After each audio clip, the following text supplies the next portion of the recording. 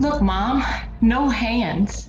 My overly cautious 7-year-old self exclaimed this as I rode my bicycle for the first time without holding on to the handlebars. It felt so liberating to be brave enough to finally let go. My youthful self, however, had no idea that moment and those words would prove to be a harbinger of ominous days ahead. Fast forward to 42-year-old Merlyna. In my first day of physical therapy, I sat in my wheelchair with a black sheet draped across my arms and legs, my shroud of secrecy. It was in a tiny filled to capacity waiting room, and a little boy pointed at me and bellowed, "Look, Mom, she has no hands." I felt every eye in the waiting room staring at me, and then I felt the blazing heat of my insecurities rising from deep within my belly. You see, this was my first time with strangers who were not aware of my tragic story.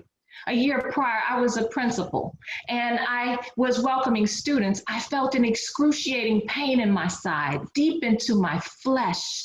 And the culprit was found to be a kidney stone.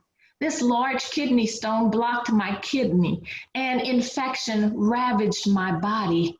And it was as though my body was at war with itself, and I was losing the battle. I was fighting sepsis, and things were turning grim.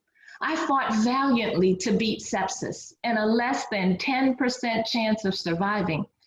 I spent weeks in the intensive care unit on a ventilator in major organ failure. I spent months in the hospital. It was touch and go for much of that journey. You know what? Miraculously, I won the battle. I beat sepsis, but I was still on the front lines of a raging war in my life. I was then sentenced to 9 months within the closing in four walls of my bedroom, my body still reeling from the effects of sepsis and a loss of blood flow to my extremities. I was horrified as I watched the death of each one of my limbs. It was a slow and agonizing death as they turned cold and rigid and lifeless. And then the inevitable. I heard the A word, amputations. And that little boy in the waiting room, well, he was correct then. I had no hands and I had no feet either. I lived life as a quadruple amputee. And I still remember that first look in the mirror post amputations. It nearly took my breath away. I kept saying, "Mirror, mirror on the wall, will anyone still see my value at all?" I mean, I lost my limbs, I lost my independence, I lost even my purpose, and it eroded away my self-confidence.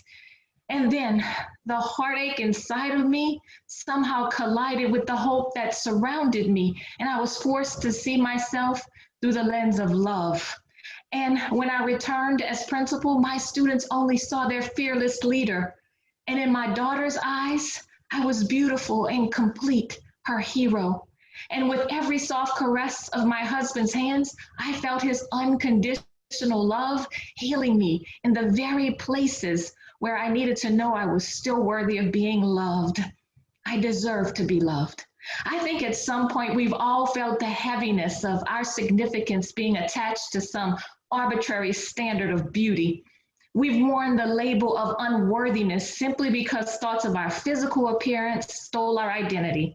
And it's because my story of loss evolved into my story of love that I know my value is not diminished simply because I'm missing my limbs. And I know tonight, my 7-year-old self would be so proud of me to hear me say, "Look, Mom, no hands, no feet, no problem."